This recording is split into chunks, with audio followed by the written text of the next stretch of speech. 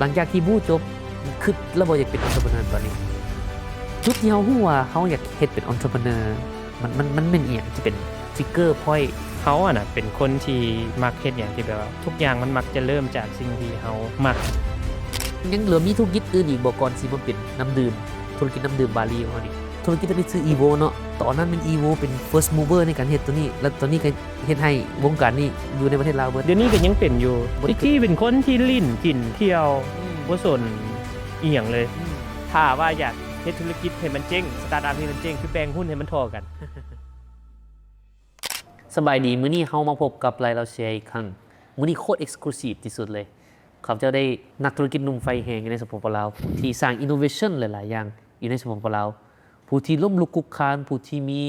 business story หลากหลายผู้ที่เข้มแข็งในเรื่ององค์กรผู้ที่สร้างนวัตกรรมผู้ที่เปลี่ยนแปลงวงการน้ำดื่มสะอาดของสปปลาวเป็นไปบ่ได้ทั้งนั้นมื้อนี้เฮาพบกับประธานบูวารีสบายดี สบายดีบ่อย่าว่าสั้นซะแชร์กันดีก่อนที่จริงเนาะพวกเฮานี่เป็นคล้ายๆกับอยู่ในกลุ่มสมาคมที่เจอกันตลอดเนาะที่แล้วนี่ก็อันนั้นเน็ตเวิร์กิ่งกันมื้อนี้ก็อยากมันแลกเปลี่ยนใช้ก็แลกเปลี่ยนเนาะเพื่อให้คนอื่นฮู้จังเฮาเพราะว่าหลังจากที่เฮาสนทนากันนะรู้สึกว่ามันเป็นคอนเวอร์ชันที่น่าสนใจหลายก็คือว่าสิ่งนี้นะคันว่าคนอื่นได้รับฟังเขาเจ้าน่าจะเป็นประโยชน์ต่อเขาเจ้าในผู้ที่จะเริ่ม business บ่หรือผู้ที่อาจจะเฮ็ด business แล้วและอาจจะเจอปัญหาหยังบ่คือว่ามื้อนี้เอพิโซดนี้นะน่าจะมีประโยชน์ต่อหลายๆคนก็เลยชวนบู้เนาะเป็นคนชวนเฮาสิเป็นสไตล์ล้มกันซิวๆเนาะที่จริงมันควรมีเบียร์บ่คิดว่าแม่นแล้วมันค่อยจะผ่อนคลายหน่อยนึงเด้ก็เปลี่ยนกันแชร์กันเนาะเป้าหมายเฮาแม่นเฮาอยากเฮ็ดช่องขึ้นมาที่แบบว่าเน้นผู้ที่ริเริ่มไอเดียธุรกิจนำกันแล้วก็เป็นอีหยังที่แบบเอาความเป็นจริงเจ็บจริงเฮ็ดแท้มาล้มกันแล้วหลังจากนี้ที่เฮาออกแชร์คลิปนี้ไปก็จะเป็นคลิปแรกแล้วก็ต่อไปก็สิมีfounder คนใหม่ที่เขาจะเป็นผู้สัมภาษณ์ล้มกันแบบนี้แต่ที่จริงมื้อนี้ก็สิแม่นอยากล้มกันไปกันมาจะบ่แม่นทางโต้เองเป็นคนสัมภาษณ์หรือว่าบู้เองเป็นคนสัมภาษณ์เฮาแลกเปลี่ยนกันดีก่อนเปลี่ยนกันถามเปลี่ยนกันตอบแสดงว่าซิวที่กำลังรับชมอยู่เนาะพวกการสิเป็นซิวต่อไปเนาะ พวกเขาสิไปหาพวกการแล้วมาแลกเปลี่ยนกันโดยที่มื้อนี้เฮาจอจี้กันเองก่อนโอเคเฮาเข้าเรื่องกันเลยบ่อันว่าตั้งแต่บู้จะเริ่มมาเฮ็ดธุรกิจซะเอาตั้งแต่น้อยพุ่นแหละว่ามีความคิดแนวใดแล้วก็ถูกเลี้ยงมาในสภาพแวดล้อมแนวใดแล้วเป็นหยังคืออยากมาเฮ็ดเป็นบิสเนสคิดว่าก่อนสิเป็นวารีนี่ได้ยินมาเฮ็ดหลายๆอย่างลองเล่าให้ฟังแหน่ว่าในจุดเริ่มต้นตั้งแต่น้อยลงมาจนฮอดการเฮ็ดธุรกิจนี่เฮ็ดหยังแหน่ก็ถ้าเอาแต่น้อยเลยกับส่วนตัวเนาะก็แม่นที่จริงแม่นเป็นคนที่เกิดอยู่ต่างประเทศเกิดอยู่รัสเซียอดีตโซเวียตแต่บ่ได้หมายว่าแม่นพ่อแม่เป็นคนต่างประเทศนะพ่อแม่เป็นคนลาวที่ไปเรียนอยู่พุ่นแล้วได้เฮาอยู่หั่นก็เฮามาลาวแม่นตอนอายุประมาณ6ปี6ปีตอนนั้นก็ช่วงปี80 90ปลายเนาะ90ปลาย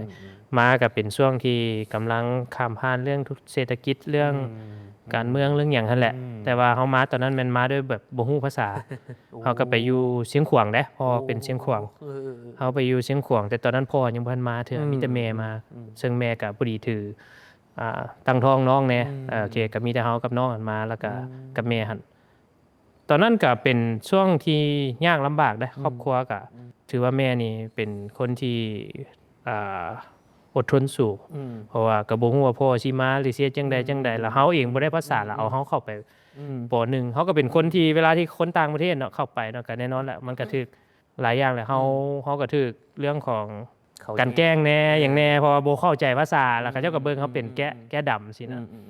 สิฟ้องครูก็ฟ้องบ่ได้สินะแม่แม่เห็นแม่ก็แบบว่าโอ้บ่ได้หมอนี่มันบ่ซั้นบ่รอดสินะก็เลยเคร่งครัดนำเฮาแต่ดนแต่นั้นมาก็คือแบบมาแล้วก็แม่นี่ใส่ระเบียบเฮาต้องเรียนหยังต่างๆจากนั้น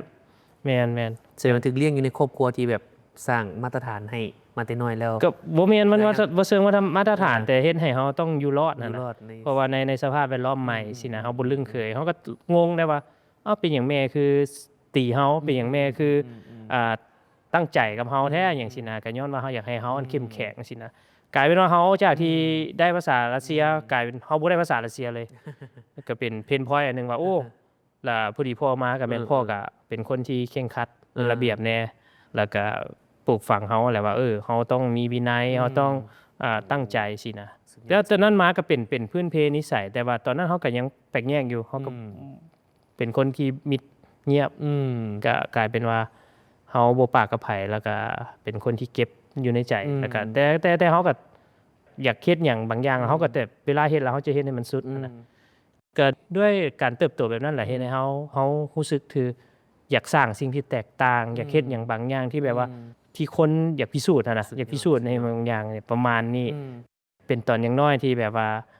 ล้มลุกคลุกคลานแน่สินะแต่ว่าอยากฟังทางโตเด้ตอนยังน้อยเป็นแนวใดใช้ชีวิตแนวใดได้ครอบครัวแนวใดจริงครอบครัวก็อยู่ในครอบครัวปัญญาชนใช่ก็ครอบครัวปัญญาชนที่พ่อแม่เป็นหมอโอเคเนาะแล้วก็ถูกเลี้ยงดูมาแบบธรรมดาคือส่วนตัวก็เป็นเขาโรงเรียนอันรัฐธรรมดานี่นะโรงเรียนแถวบ้านนี่เฮากับบืนคือละเป็นคนขี้ดื้อใช่ว่าอยู่ในครอบครัวเป็นคนขี้ดื้อมักขึ้นนอกกรอบคันเว้าไปสมัยยามเรียนนี่แม่นคือเฮาเรียนเลขสิบ่ค่อยเรียนเลขอยู่ในปีตัวเองตัวอย่างเช่นนั้นเลขเฮาเรียนอยู่ม.3 ใช่มั้ยบ่ไปเบิ่งเลขม.4 บ่หรือเลขต่างประเทศที่มันเทียบเท่ากับม.3 เฮาบ่ก็ฮู้กันไปคือเฮ็ดจังซั่นจนแต่ละปีมันก็เริ่มให้เฮาขึ้นนอกกรอบคือว่าตัวนั้นเฮ็ดให้เฮาขึ้นนอกกรอบว่ากรอบเท่านี้อาจจะบ่พอกับเฮาบ่หรือมันบ่ challenge ติบ่หรือจังได๋บ่เขียนอยู่ในห้องก็ไปซอกเรียนแนวใหม่อาจารย์สอนแนวนึงเฮาก็ไปเอาหัวข้ออื่นมาเฮ็ดอยู่ในวงเรียนบ่ฮู้ว่าเป็น use case ที่ดีบ่แต่ว่าเป็นคนแบบซั่นมาแต่ดนหมู่ก็จนสร้างว่าบักนี้มันก็บ่เรียนนำหมู่เนี่ยยังก็เป็นนั้นที่ถูกเลี้ยงมาในแต่อย่างน้อยแต่ว่าในระดับการเรียนก็เป็นอยู่ในโรงเรียนภาครัฐบอกเลยบ่ได้เป็นแบบเข้า international บ่ได้ไปอยู่ในสมัยนั้นเนาะสมัยนั้นเฮาก็เป็นคนนึงแค่โรงเรียนวัดโรงเรียนเด็กน้อยธรรมดานี่แต่หากสลอกกอกไปเรียนอันอื่นที่แตกต่างจากคนเลเวลเดียวกันซื่อคือว่าตอนนั้นคันว่าแตกต่างมาจนมาจบม.6 เนาะก็ได้ทุนไปเรียนอยู่ญี่ปุ่นหลังจากนั้นก็ตอนนั้นบ่ฮู้ว่าสิเอาสายงี้คันว่าเลิกกลับไปตอนนั้นแต่คือว่าคันกลับไปคือเฮาเจ๋งนะเลือกสายที่คนบ่เรียนดีบ่เนาะตอนนั้นตอนนั้นก็เลยว่าสายใดที่คนยังบ่เรียนและมีแนวโน้มที่จะมีความต้องการหลายในอนาคตกลับไปเบิ่งสายหมอพ่อแม่ก็เป็นแล้วสายวิศวกรก็น่าสนใจแล้วก็แพทย์กฎหมายต่างๆก็น่าสนใจแต่สุดท้ายเราก็เลือกวิศวกรก็มีหลายอย่างอีกตั้งแต่ Civil Engineer บ่ก่อสร้างบ่ IT ก็เป็นหนึ่งในหั่นอื่นๆที่เขาเลือกมาไฟฟ้าก็อยู่ในวิศวกรแต่สุดท้ายแล้วเลือกตัว IT โอเคค่อยจะเป็น IT แต่นั้นบ่ฮู้หยังเลยบอกเลยบ่ฮู้หยังเลยตอนนั้นไปด้วยความว่าค่อยจะได้ IT มันเป็นคือกันบอกว่าที่แบบยุคเขาแบบเฮาบ่ได้ฮู้ว่าตัวตนของเขาอยากเป็นหยังหรืออยากได้หยังอยากเฮ็ดหยังในอนาคตแบบนี้นะตอนนั้นบ่ฮู้อีหลีตอนม.6 กันเฮ็ดจังได๋สิจบเฮ็ดจังได๋สิได้ไปต่างประเทศคือหมู่คือเป้าหมายเด็กน้อยมันก็น่าจะประมาณนั้นเป้าหมายสเต็ปถัดไปมันยังเบิดภาพใหญ่เด้อก็เป็นเฮ็ดจังได๋จบเฮ็ดจังได๋ได้ไปต่างประเทศมีแต่เท่านั้นตอนนั้นบู้ได้เป็นจังได๋ตอนหลังจากจบม.6 มาแล้วเฮาได้คิดฮู้แล้วว่าค่อยอยากเป็น entrepreneur ตั้งแต่ยังน้อยบ่ฮู้เลยคำว่านักธุรกิจแม่นหยังฮู้แต่ว่าตอนยังน้อยแม่นพ่อแม่เคยเป็นพ่อค้าเอาส่งยีนนี่นะจากอยู่รัสเซียแม่นสินะกลับมาแล้วมาขายหยังสินะแต่พ่อเป็นรัฐกรเนาะพ่อเป็นนักการทูตเพิ่นก็เข้าเวียกกระทรวงแต่ตอนนั้นแล้วเพิ่นเข้ามาก็เป็นนี่อย่างที่ว่าเวลาที่เฮาเห็นพ่อเนาะส่วนใหญ่เฮาฮีโร่มันพ่อแหละเนาะเป็นแรงบันดาลใจคือพอเฮาเห็นเราเป็นนักการทูตพาเฮาไปห้องการนั่นนี่สินะเฮาก็เบิ่งคือว่ามันเท่ดีอยากเป็นคือพ่อสินะแล้วก็เป็นนี่อย่างที่แบบว่าเฮาอยากเฮ็ดให้พ่อภูมิใจแน่ก็เลิกเป้าหมายตอนที่เรียนจบน่ะอยากเป็นอยากเรียนอีสังเขาเอิ้นว่ารัฐศาสตร์เรียนเรื่องการทูตเนาะแม่นบ่แต่ว่าสิ่งบ่ติดเฮาหัวก็คือว่าเฮาบ่ได้ตัวนั้นแน่แต่กลับกลายเป็นว่าเฮาไปได้ตัวเรื่องของคิดไล่ได้ทุนในแผนตัววิศวกรรมโยธาเนาะ Civil Engineer หั่นเฮาไปได้แบบนั้นสินะ ก็เลยว่าเลือกว่าสิยังสิไปรัฐศาสตร์บ่ยังสิไปเรื่องของการทูตบ่ถ้าไปฝั่งนั้นก็ต้องได้จ้างเรียนแต่ว่าตัวนี้ได้ทุนได้แผนเด้เป็นทุนรัฐบาลเด้สิเรียนต่อบ่เขาก็เลยตัดสินใจว่าซั่นเฮาถ้ามันมาแนวทางแนวนี้เฮาก็มาทางนี้ซะเฮาก็ไปสายนี้แต่ว่าถ้าเฮาเรียนจบตัวนี้อย่างน้อยเฮาก็สิไปนั่นก็เลยเป็นที่มาในการเรียนของเฮาก็แม่นเลือกสายวิศวกรรมก็คล้ายๆกันแม่นบ่คล้ายๆกันเรียนวิศวกรรมกันอยู่ลาวเนาะแม่นๆเฮาเรียนอยู่ลาวแม่นที่จริงคันกลับไปเมื่อกี้ตอนนั้นมีเว้าเรื่องอีพ่อเนาะฮู้เพิ่นส่วนตัวนิดนึงตอนนั้นเพิ่นอยู่ญี่ปุ่นเตะบาสไปทูตญี่ปุ่นแล้วเฮากับเตะบาสนำกันโอ้มันเตะเก่งหลายก็ได้แลกเปลี่ยนหลายมู่ว่าเป็นเพิ่นเป็นลูกอันลูกมู่นี่เป็นลูกเพิ่นแต่ว่ามันเดี๋ยวนี้ได้มาใกล้ชิดก็ถือว่าก็ได้อีกวิชั่นนึงได้มุมมองนึงในการเรียนรู้หลายๆอย่างเดี๋ยวกลับมาฮอดการเรียนนำกันเนาะหลังจากที่บู้จบแล้วคือเราบ่อยากเป็น entrepreneur ตอนนี้หรือว่ายังอยากค้นคว้าตัวเองหรือว่ายังมีวิชั่นอื่นๆที่อยากไปอยู่ตอนเรียนจบนี่ก็ยังค้นหาเป้าหมายชีวิตยังบ่ชัดเจนแล้วก็ยังบ่เข้าใจอยู่เด้ก็เข้าไปเฮ็ดเวียกอยู่เอกชนเนาะเริ่มการเฮ็ดเวียก first job เฮาก็เป็น engineer เลยก็ไปเฮ็ดโครงการนั้นอยู่ทางใต้แน่อยู่ทางกลางแน่สิเดินทางต่างแขวประมาณปี2ปีนี่แหละก็รู้สึกว่ามันบ่แม่นแนวทางและเป้าหมายของเฮาคือเฮาอยากเข้ารัฐกรเนาะตอนนั้นเฮาก็ยังอยากเข้ารัฐกรอยู่สุดท้ายมาสิ่งที่เฮาเฮ็ดอยู่ก็คือเฮาก็ออกเวียกแล้วก็มาเรียนต่อโทหั่นเรียนต่อโทเป็นอันinfrastructure engineering เนาะก็เป็นโครงสร้างวิศวกรรมนี่ก็ไปเรียนต่อแล้วก็รอท่าเข้าอันเซ็งเข้ารัฐก็เซ็งติดก็เป็นกระทรวงเทคโนโลยีก็บ่ได้ไปเข้าอันกระทรวงการต่างประเทศดอกสุดท้ายมาเฮาก็มาสายscience เนาะสายคิดไลสายหยังหลายกว่าสินะก็เป็นเฮ็ดเวียกวิจัยเฮ็ดเวียกนั่นนี่ไปแต่ก็ยังบ่แม่นเป้าหมายสุดท้ายมาเฮามาค้นพบว่ามันบ่แม่นว่ามันบ่ดีเพียงแค่เฮาเห็นค้นพบว่าโอ้เฮานี่แม่นมักเรื่องของการขายเริ่มละการเฮ็ดนวัตกรรมการเฮ็ดสินค้าการเฮ็ดอีหยังที่แก้โซลูชันให้ผู้คนสินะแล้วก็ประกอบกับแม่ที่จริงแม่เฮ็ดเวียกก็เฮ็ดโรงงานอยู่เฮือนแล้วก็ล่มละลายไป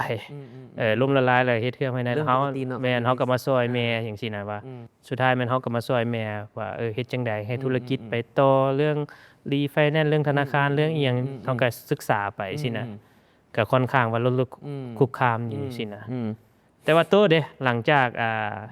เรียนอยู่ญี่ปุ่นแล้วได้ยินว่าบ่ได้กลับลาวแม่นบ่แม่นที่จริงอันคันว่าเท่าความเป็นนึงว่าคือตั้งแต่อยากเฮ็ดธุรกิจตัวเองนั่นแหละน่าจะแม่นตอนนั้นน่ะกำลังสิจบปริญญาตรี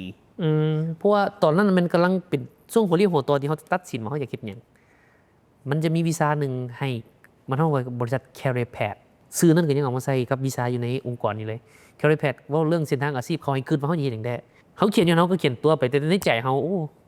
มันบ่แม่นเวลาเฮาได้เซลล์อะไรสิ่งนะเฮาสิว่าเฮาอยากเป็นหยังแท้ในคอร์สนั้นข้อยบ่ได้อยากเฮ็ดอยู่นี่ข้อยบ่ได้อยากเป็นลูกน้องไผนั่นตอนนั้นเด้อแต่ว่าช้อยในการเป็นลูกน้องเฮาบ่ได้ตัดทิ่มแสดงว่าเฮาอยากเป็น entrepreneur นั่นตอนนั้นในตอนนั้นน่ะเฮาบ่ได้มีสกิลหยังเลยเพียงที่ว่าข้อยมาเบิ่งสิ่งที่เฮาอยากเฮ็ดกับเส้นทางมันน่ะโตอยู่ญี่ปุ่นนี่จักปีอยู่11ปีโอ้อยู่11ปีตอนที่อันนี้นี่เป็นประมาณปี2014ที่เริ่มคิดตัวนี้ว่าได้เลย2014เริ่มคิดตัวนี้แล้วบ่ฮู้จักหยังเลยบ่ฮู้จักแบ้หยังเลยแต่ว่าอยากเป็นอยากมาเฮ็ดธุรกิจอยู่ลาวประเทศญี่ปุ่นนี่ไปเที่ยวนี่ม่วนแต่เขาบอกว่าถ้าไปใช้ชีวิตนี่บ่แม่นง่ายแม่นเกิดหยังขึ้นลองเล่าให้ฟังมึงดูเป็นจังได๋ช่วงใช้ชีวิตอยู่ญี่ปุ่น11ปีช่วงแม่นช่วงเรียนกับช่วงเฮ็ดเวียกช่วงเรียนนี่มันเฮาสิถูกทนุถนอมโดยที่อาจารย์แล้วก็เมนเตอร์แล้วก็ผู้ที่อยู่ในโรงเรียนหรืออะคาเดมีน่ะเพิ่นสิเทคแคร์นักเรียนน่ะต่างประเทศน่ะแบบอันนั้นแบบอันดับต้นๆแหละไปดีบ่ดีกว่าคนญี่ปุ่นนี่อีหลีตัวนี้ก็ถือว่าเฮาสิใช้ชีวิตง่ายคันเฮามีปัญหาหยังเฮาก็สามารถปรึกษาได้คันเฮาบ่แบบเกเรอีหลีแบบบ่เว้าบ่เฮ็ดตามกฎระเบียบแบบขั้นเด็ดขาดนี่เพิ่นก็อนุโลมอรุ่มอร่วยที่สามารถไปต่อได้แต่ว่าเข้ามาเป็นโปรเฟสชันนัลหรือว่าเป็นนั้นเฮ็ดเวียกปึ๊บมันน่ะทุกอย่างคือเป๊ะต้องเป๊ะโมงต้องเป็นโมงทุกอย่างที่ได้กำหนดมาเจ้าก็ต้องเฮ็ดตามสเปคที่ล้มกันข้างในคือกดดันเฮาอีกคนในกดดันเฮาบอกอยู่ว่าเฮ็ดเวียก8ชั่วโมงแต่บ่เคยเมื่อ8ชั่วโมงเทื่อแม่นแท้มันบ่แม่นแท้มันเป็นแบบ เขาเจ้าก็บ่ได้บังคับแต่ environment มันพาไปหัวหน้านางอยู่เขาสิเป็นเมื่อยเด้หัวหน้านางไม่ยอดมันก็เป็นแบบ environment เขาต้องอยู่ก็เฮ็ดเวียกประมาณ11ชั่วโมงต่อมื้อเด้แต่หัวหน้าก็ยังนั่งอยู่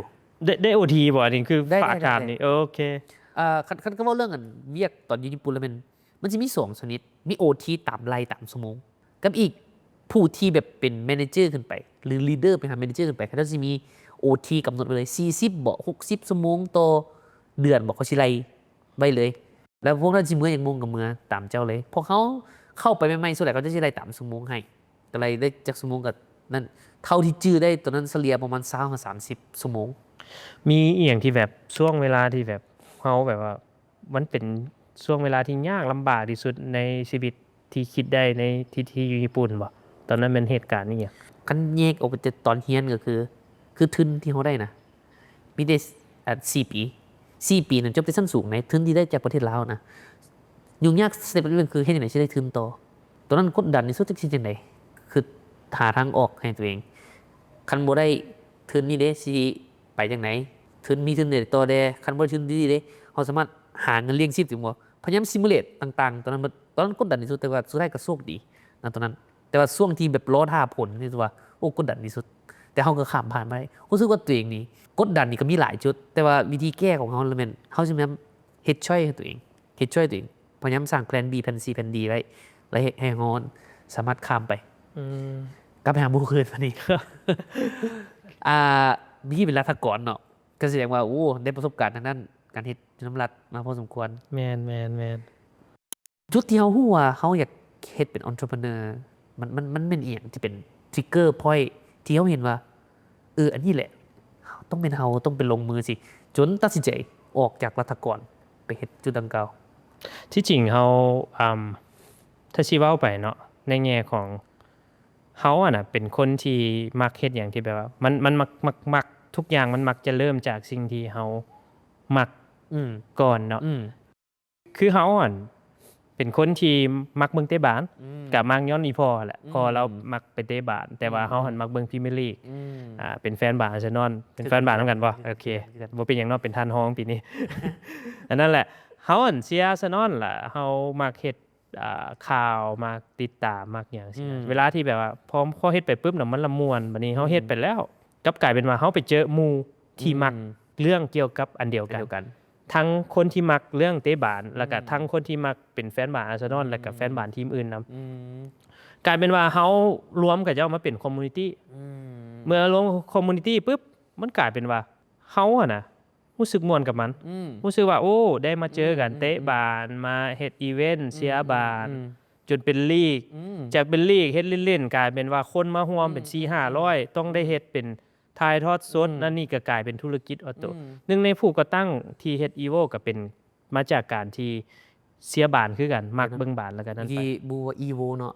อันนี้เป็นธุรกิจทำอิฐอันนี้ธุรกิจทำอิฐยังบ่ได้รอโอเคแสดงว่าแม่นบูก็เริ่มจากสิ่งที่มักแม่นแล้วก็เห็น business อยู่ในสิ่งที่เฮามักหั่นอันนั้นคือตัวที่มักแม่นอันธุรกิจทำอิฐชื่อ Evo เนาะ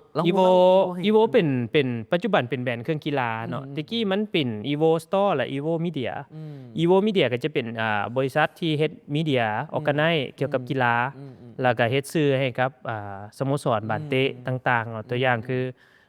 เคยมียุคนั้นที่ดังๆเป็นสโมสรล้านสร้างยูไนเต็ดแม่นพวกเฮานี่แหละพวกเฮาเป็นมีเดียให้กับสโมสรนั้นเนาะในเรื่องของตัวธุรกิจนี่เนาะมันก็เป็นตัวที่เริ่มต้นหั่นแหละคิกเกอร์แหละแต่ว่าก่อนหน้านั้นก็มีจุดที่เฮาบ่มักคือกันเนาะเมื่อกี้ว่าตัวที่มักเนาะจุดที่เฮาบ่มักนี่แม่นพื้นเพเฮานี่เฮ็ดโรงงานตัดยิบตะกี้แม่นเฮาเฮ็ดโรงงานตัดยิบเป็นส่งออกเนาะเป็นซับให้กับบริษัทโรงงานใหญ่เพื่อผลิตส่งให้ลาวแล้วกันเขาเจ้าก็ส่งออกต่อมันก็เกิดวิกฤตนั่นแหละเขาเจ้าเซาผลิตเซาจ้างแม่ก็ล่มละลายมีพนักงานตัดยิบ50-60 คนนี่แหละก็บ่ฮู้เฮ็ดหยังก็ถือว่าเจ๊งไปล่ะแม่ก็มีหนี้ครอบครัวมีหนี้แล้วก็สุดท้ายมาเฮ็ดจังได๋เฮาก็เบิ่งว่าจริงๆเฮาเป็นคนที่สั่งที่สุดสั่งโรงงานสั่งเฮ็ดโรงงานแต่สุดท้ายเดี๋ยวนี้เฮ็ดโรงงานเห็นบ่เดี๋ยวกลับไปถามคือแสดงว่าก่อนสิมาเป็น Evo ก็ยังมีธุรกิจนึงที่เป็นธุรกิจครอบครัวเป็นโรงงานส่งออกเสื้อผ้าประมาณนั้นแม่นเป็นซับให้เขาส่งออกเป็นซับคอนแทรคที่ได้รับจ็อบตัวนี้มาแต่ส่วนใหญ่เป็นทาร์เก็ตมันอยู่ทางนอกพุ่นแม่นแสดงว่าก็มีพื้นฐานมาอยู่แล้วในการเฮ็ดธุรกิจที่เป็นโรงงานหรือแฟคทอรี่เฮ็ดเรื่องเหล่านี้เนาะหรือว่า มีอย่างแชร์นะตอนนั้นบอกว่าเห็นอย่างแน่แต่ในมุมมองที่เขาเป็นตะกี้อาจจะเป็นพ่อแม่เป็นเมนในการเฮ็ดธุรกิจแล้วเขาเบิ่งเข้าไปในมุมมองธุรกิจตอนนี้คิดอย่างบ่หรือว่าบ่ ตะ ได้คิด กี้เป็นคนที่ลิ้นกินเที่ยว อืม บ่สนอีหยังเลย อืม แล้วก็เป็นคนที่หัวแข็งพ่อนี่ไปประจำการเนาะบางเทื่อเนาะแต่ว่าแม่บริหาร อืม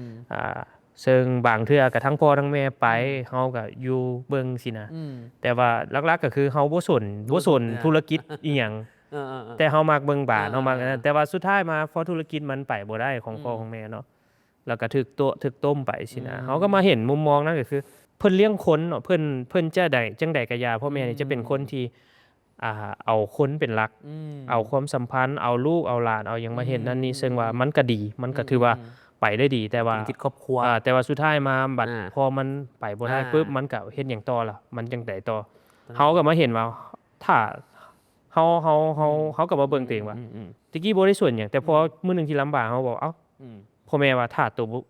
บ่ส่วนหยัง อืม ถ้าเฮาบ่ส่วนหยังละไผสิเป็นคนเฮ็ดไผสิเป็นคนจัดการเฮาก็สุดท้ายก็กลับมาวนตัวเองมาเบิ่งคืนว่าโอ้บ่ได้แต่ถ้าเฮาบ่เฮ็ดหยังจักอย่างให้ครอบครัวเฮาสิมาโทษเพิ่นก็บ่ได้สุดท้ายแม่นเฮาต้องเป็นย้อนเพิ่นที่เฮ็ดให้เฮามีทุกมื้อนี้แต่ถ้าเฮาบ่เบิ่งหยังเลยมันก็ไปบ่ได้เฮาก็เลยกลับมาเบิ่งในเรื่องของการที่แม่กับผู้ดีรีโนเวทเขาเรียกว่า transform เนาะจากภายนอกเป็นการเฮ็ดเสื้อผ้าภายในสินะก็เป็นการเฮ็ดผลิตภายในแทน แสดงว่าก็นอกจากอีโวแล้วก็เริ่มเข้าก็มี ตัวนี้มาก่อน เอาตัวนี้มาก่อน แม่นและ Evo Media ก็เฮ็ดไปแล้วสุดท้ายมาเฮาเห็นจากมักเรื่องมีเดียกลายเป็นเรื่องคอมมูนิตี้แล้วแม่เฮ็ดโรงงานเฮาก็เลยว่า จอยเนอะ เฮาอยากเฮ็ดเครื่องกีฬา น่าสนใจน่าสนใจ แต่ว่าตอนเฮ็ดอยากเฮ็ดเครื่องกีฬาหั่นน่ะแม่นแม่ห้ามเด้ เพราะว่าอยากขายเครื่องที่ราคาสูงกว่าตลาด เพราะเฮาเห็นว่าโอเคเฮาสั่งเครื่องมานี่แล้วมีคนซื้อสินะมันเฮ็ดได้มันหยังได้แต่ว่า แม่ก็ตั้งคำถามมาแหละโอ้แม่นี่เจ๊งมาแล้วตัวสิมาเฮ็ดอันสินค้าแพงนี่นะไปสิมาซื้อ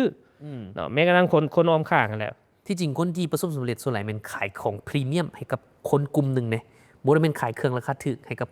คนหลาย แต่ตอนนั้นเขาก็คิดนั่นนี่แหละเขาคิดว่าเอ้าเท่าเฮ็ดขายถูกซ้ำกับตลาดเอ้าแล้วสิไปสู้กับคนที่กับเจ้าเฮ็ดมาก่อนได้จังไดอันนี้เขาตั้งโจทย์ตัวเองเจ้าอยากเฮ็ดถูกคนเขาได้ซะบ่มาเขาตั้งคำถามมันก็บ่ได้ดีซั่นเฮาเป็นหยังเฮาคือบ่เฮ็ดให้มันคัสตอมได้ให้มันดีกว่าให้มันจับแล้วใส่แล้วบ่แม่นใส่ได้ 4-5 เทื่อแล้วย้อยไปสินะก็เลยว่าเป็น Evo เข้ามาเป็นจากนำเข้าสินค้าแล้วก็เฮ็ดแบรนด์อันนี้ก็เป็นจุดเริ่มต้น ๆส่วนอีโวตอนนั้นแม่นั่นมีเดียเป็นพาร์ทเนอร์ให้กับอัน สโมสรและสร้างแล้วก็มีการเฮ็ดแบรนด์ภายในเพื่อตีกลุ่มตลาดสูงหน่อยนึงถูกบ่ ตลาดกลางใช่ไหมเพราะว่ามันบ่ได้สูงนะมันกลางๆนะเพราะหมายว่าสมมุติสุดหนึ่ง40-50 พันเนาะตะกี้เนาะได้เสื้อส่งงานพิมพ์อย่างเงี้ยแต่ว่าเฮาเสื้อตัวนึงเขาขาย60แต่ว่าเจ้าจะได้เสื้อที่ใส่แล้วมั่นใจได้ใส่แล้วบ่ย้วยใส่แล้วเข้าทรงสินะสุดท้ายมามันก็เริ่มคนมาจากฮู้จักมันก็เริ่มมาเป็นคนที่ยอมรับแล้วก็เป็นตลาดที่ first mover เลยเฮาเป็น first mover ที่ผลิตแบรนด์เครื่องกีฬาและกลายเป็นว่าจากที่กี้ต้องนำเข้ามาปัจจุบันลองสังเกตเบิ่งแม่แบรนด์นำเข้าที่เป็นตลาดเพื่อนบ้านนี่นะบ่มี ส่วนใหญ่เป็นคนลาวเฮ็ดเองเบิด คนลาวเฮ็ดเองแล้วเฮาถือว่าเฮาเป็นอินสไปร์เขาถือว่าเฮา success case ละ ตอนนั้นเป็น Evo เป็น first mover ในการเฮ็ดตัวนี้ แล้วตอนนี้ก็เฮ็ดให้วงการนี้อยู่ในประเทศลาวเบิด เดี๋ยวนี้ก็ยังเป็นอยู่ต่างแต่ว่า ใช่ ตอนนี้ ใช่ อาจจะยังบ่แม่นตัวนี้ก็แม่นเฮาดรอป อ่า ลงไปแน่ อ่า เรื่องอีหยังแน่บ่เป็นหยัง เข้าใจ แต่ว่าพอมันมีอันแบรนด์อื่นๆเข้ามาเฮาดีใจ อันนี้เฮาดีใจที่ว่าอย่างน้อยสิ่งที่เฮาเชื่อนะคนอื่นเฮ็ดมันก็เกิดขึ้นเฮาก็เฮ็ดเกิดขึ้นจริงนำ9 ปีแล้วเด้อันนั้นแบรนด์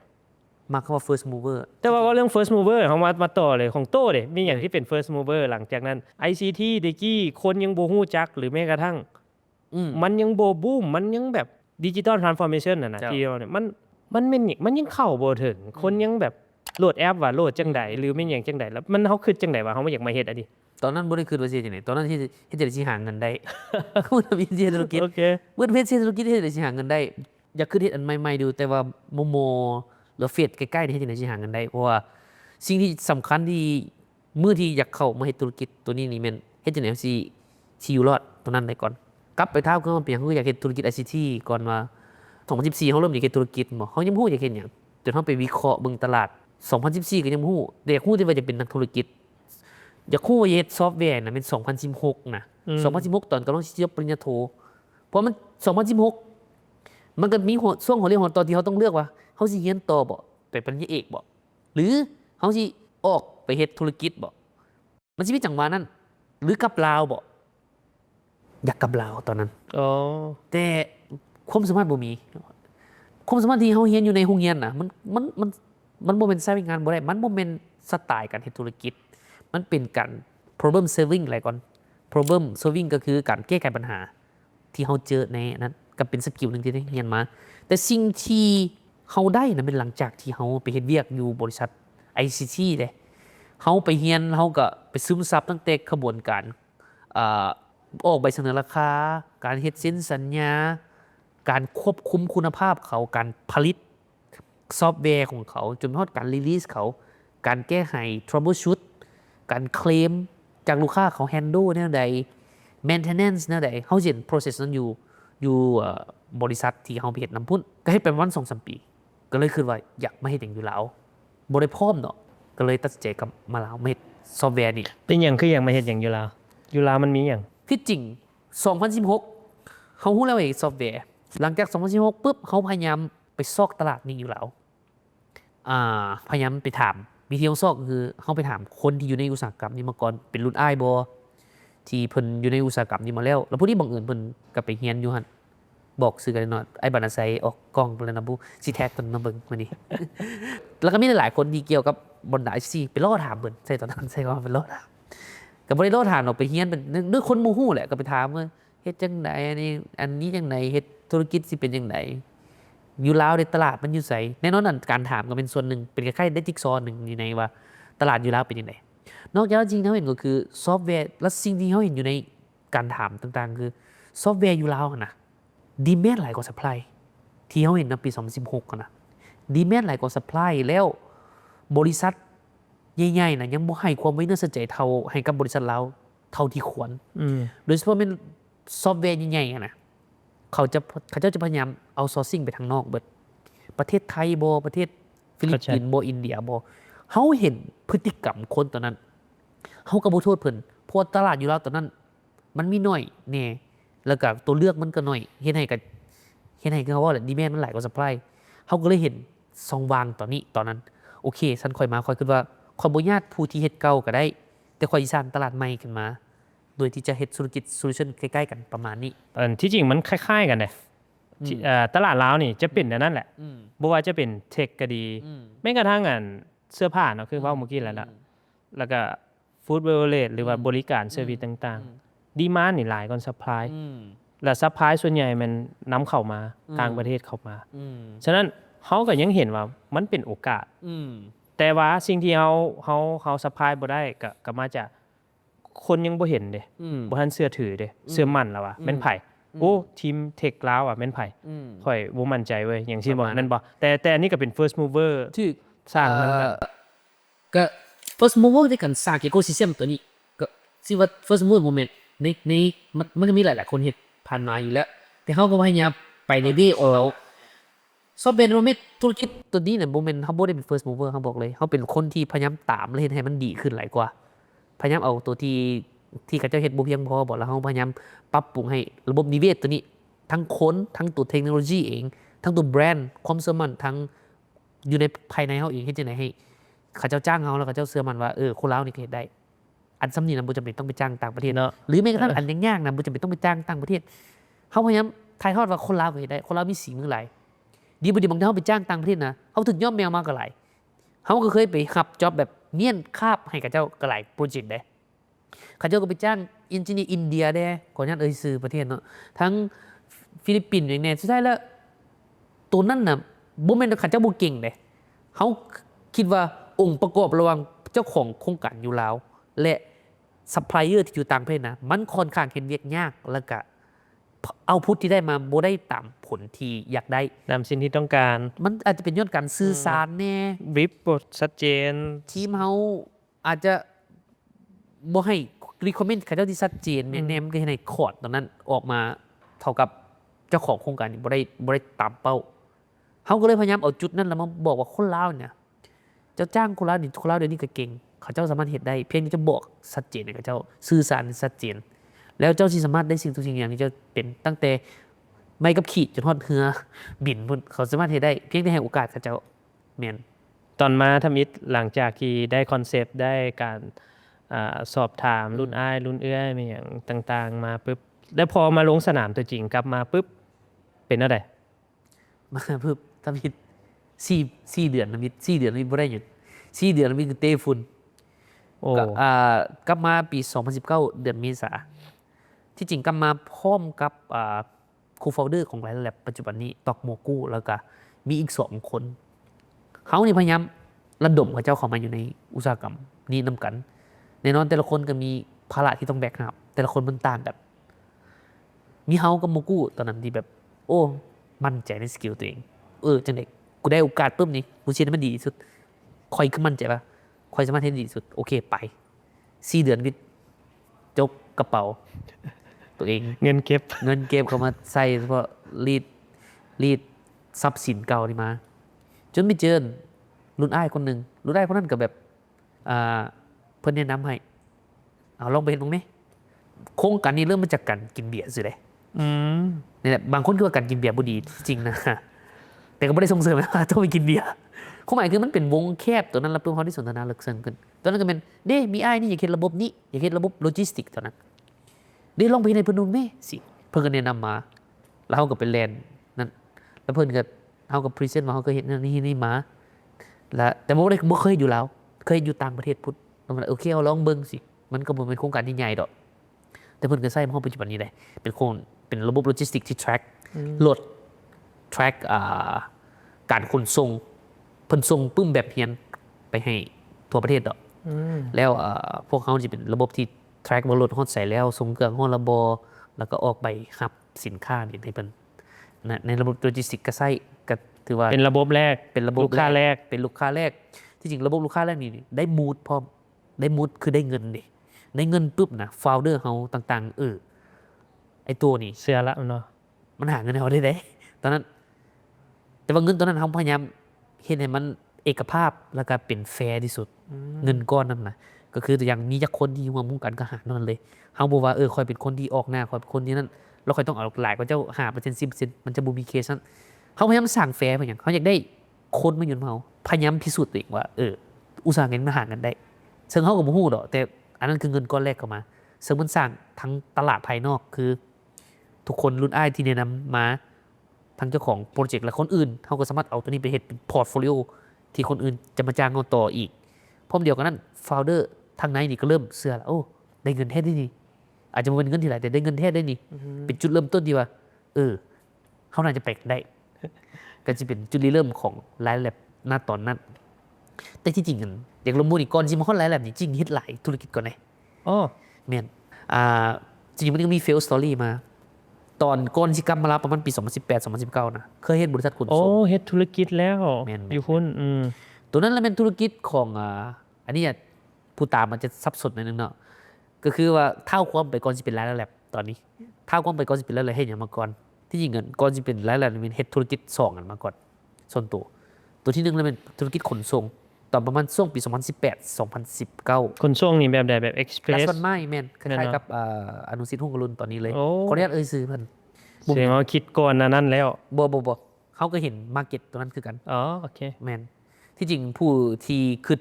ไอเดียตัวนี้ก่อนคันเขาเจ้าจิวพินน่าจะเป็นสุริโยเด้สุริโยตะกี้เฮ็ด Fox Express เฮาก็บ่เห็นแต่ว่าเฮาก็บ่ได้เป็นคน แม่น เริ่มตอนนั้นดอกแต่ผู้ที่เริ่มตัวนี้เป็นพี่น้องและอันหมู่ของเขาเจ้าเฮ็ดกันมาก่อนละเขาเจ้าเฮ็ดตั้งแต่2016แม่น2017แต่นั้นมาพุ่นแหละแล้วเขาเจ้าก็อยากขยาย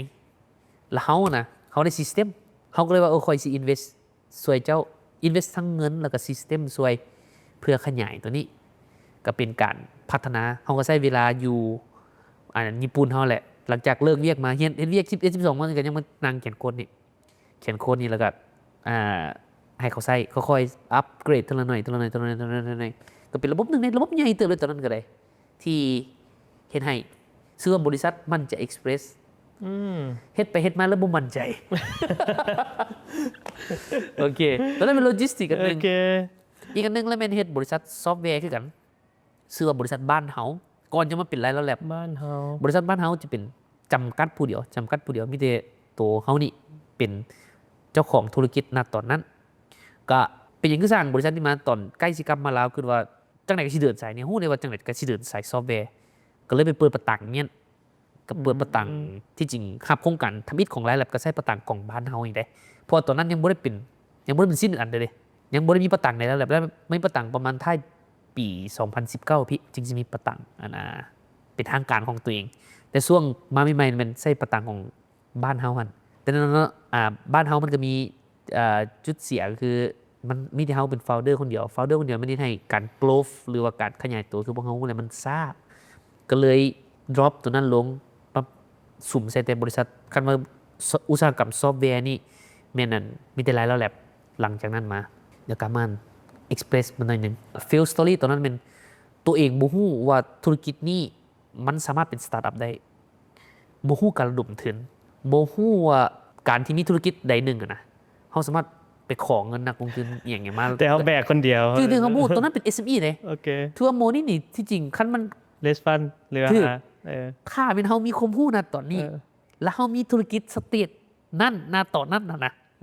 เฮาก็ผู้นึงที่บ่น้อยหน้าผู้ใดเด้เพราะว่าตัวนั้นน่ะมัน profit เด้เดี๋ยวนี้เป็นธุรกิจบางอันก็ยังบ่ profit แต่ตอนนั้นน่ะตัว Express ตอนนั้นมัน profit ก็คือแต่ละเดือนนะเฮาบ่ได้จกเงินเฮาได้เงินกำไรจากมันซะก็เลยว่าเพียงแต่มันจะมีข้อที่ว่าบ่สามารถขยายกันได้ย้อนตัวสกิลอัพบ่ได้สกิลแม่นตัวต้องเงินแหละมีแต่ตัวเงินแหละบ่ฮู้ถ้าในแง่ของสตาร์ทอัพก็ต้องแม่นตอนนี้คือเจ้า profit แล้วเวลาจะไป raise fund หรือว่าไม่อย่างคือเจ้าเทพแล้วนะเจ้าพอเขาเงินใส่มาก็คือเจ้า copy paste ไปมันก็คือว่านั่นไปคันแม่นได้ตัวนั้นยังอยู่นะคือว่า10ค้า raise fund น่าจะได้บักหลายแล้วก็บ่ได้น้อยหน้าโลจิชื่อแต่ว่าบ่เป็นหยังมันตายไปแล้วก็ยามันตอนนั้นก็ได้บทเรียนหลายๆอย่างได้บทเรียนทั้งการธุรกิจคันว่าเป็นสิ่งที่เฮาสามารถ raise fund ได้ฮู้จักการบริหารคนได้ฮู้จักการรับมือลูกค้าการเคลมต่างๆของลูกค้ามันบ่ง่ายคือว่าประธานบูเฮ็ด B2C business นะเฮาสิฮู้เลยการเคลมเนี่ยมันเป็นเรื่องที่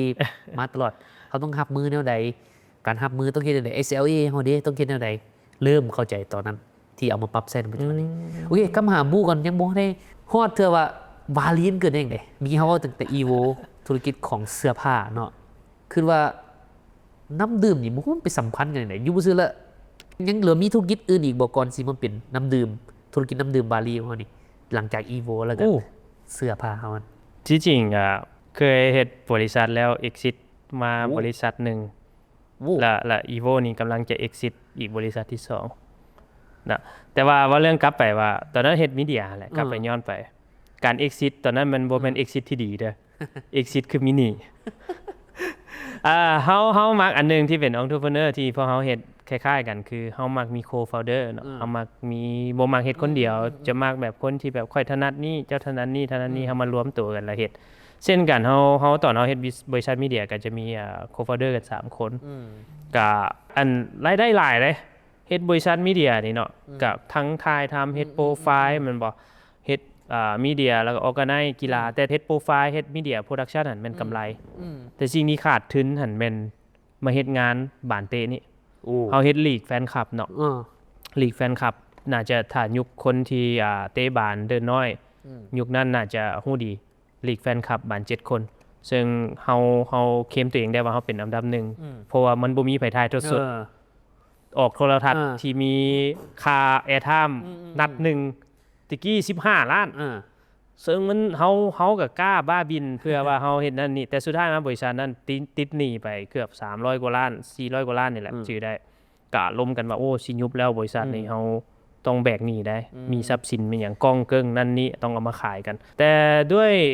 อุปสรรคตัวนั้นหรือด้วยปัญหานั้นกลับกลายเป็นสิ่งที่อยู่บ่ซื่อก็เป็นโอกาสอันนึงเฮาว่าเฮาสิเซาเฮ็ดเลยแล้วก็สิกลับไปเฮ็ดเวียกแต่กลับกลายเป็นว่าลูกค้าเนาะ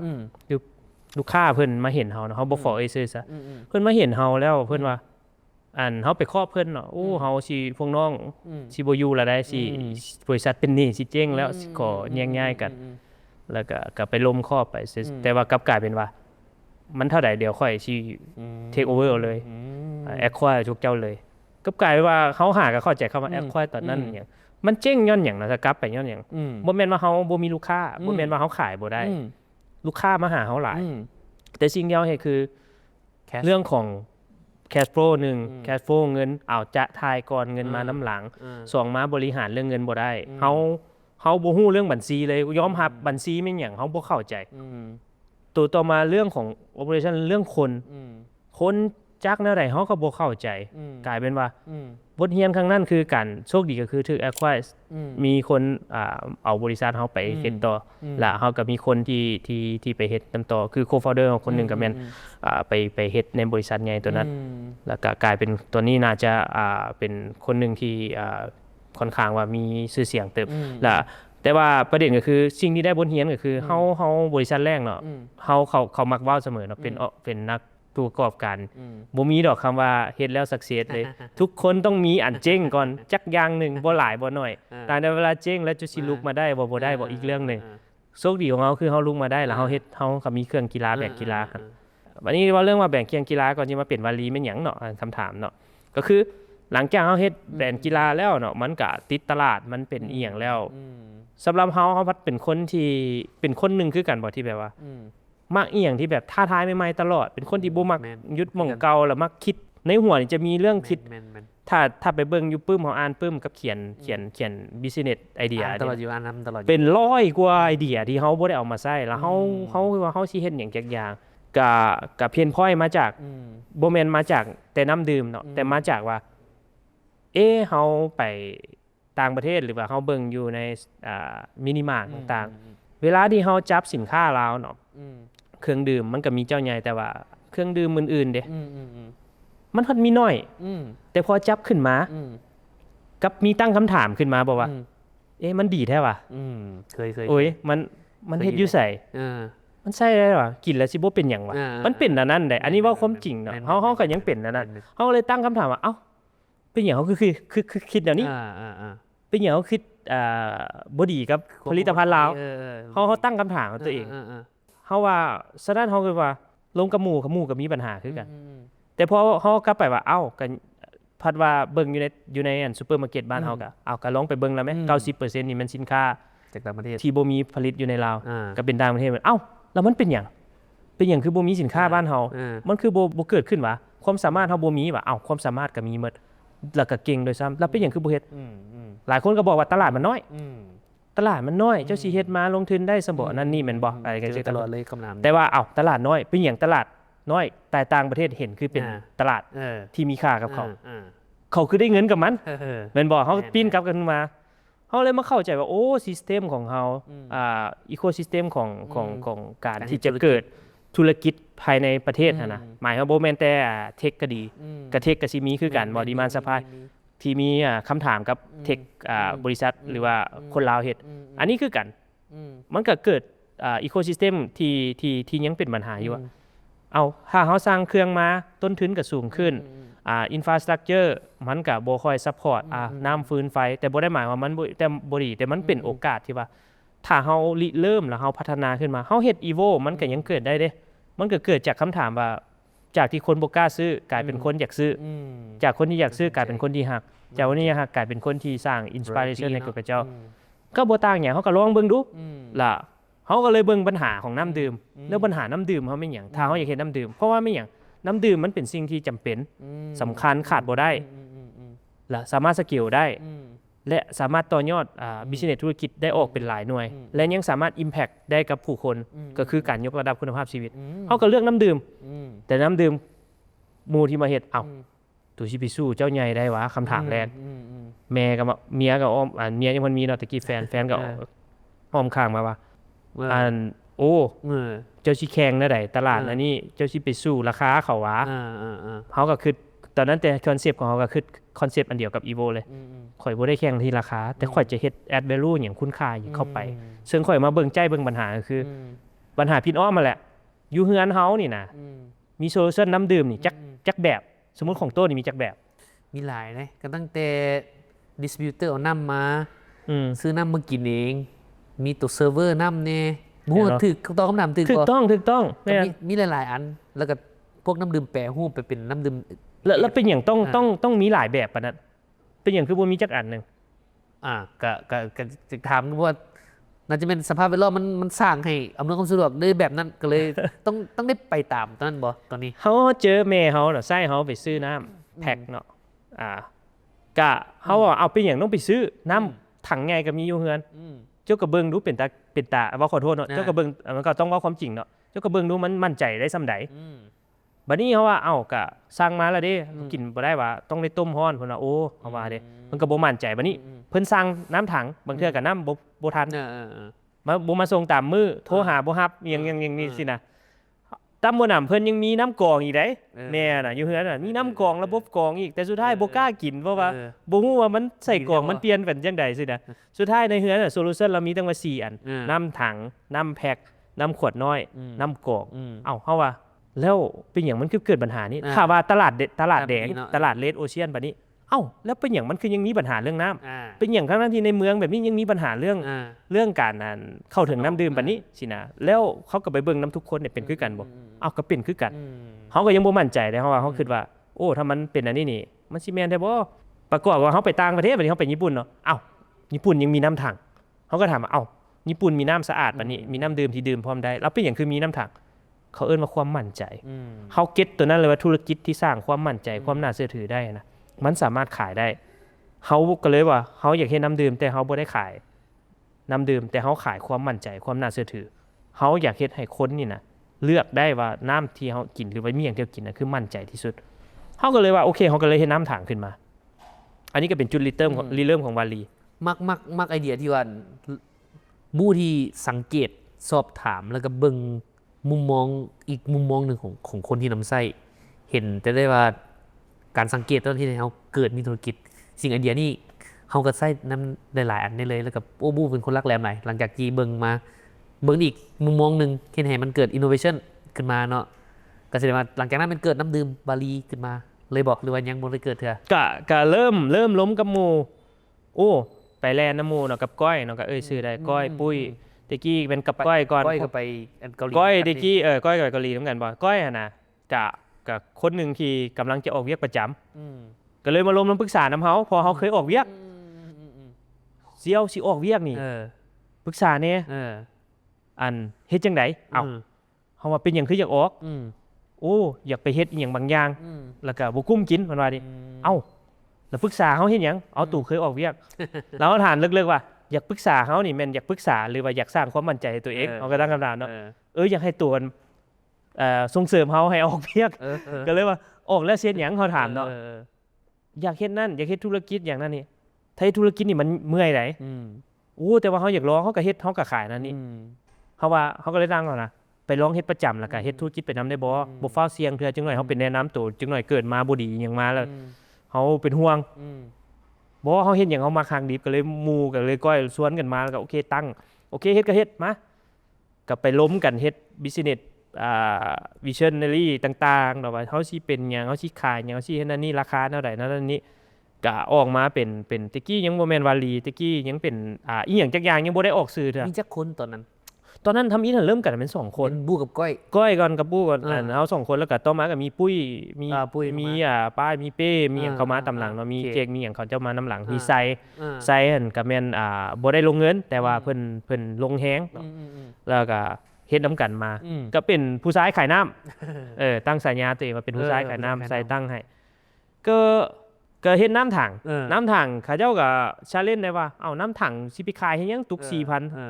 3-4,000ตะกี้ 3-4,000 ได้ตุกเนาะบ่แพงว่ะตะกี้ถูกว่ะน้ำถังตลาดทั่วไปแม่น 3-4,000 เขาบอกเขาสิขาย 12,000 เอ้าหมู่ก็ตกใจเป็นหยังสิขาย 12เขาบ่ได้ขายเขาขายความน่าเชื่อถือฉะนั้นเขาต้องเลือกน้ำที่มีคุณภาพที่มันเทียบเท่ากับน้ำทั่วไปคือน้ำขวดทั่วไปคือความหมายว่าถ้าเจ้ากินตัวนี้น่ะคือเจ้าคุ้มกว่า 4-5 เท่าที่เจ้าเลือกเอาน้ำแพ็คเข้ามากินเจ้าลดพลาสติกเจ้าบ่ต้องมาทิ่มขี้เหงื่อแม่นบ่เฮาเหยียบ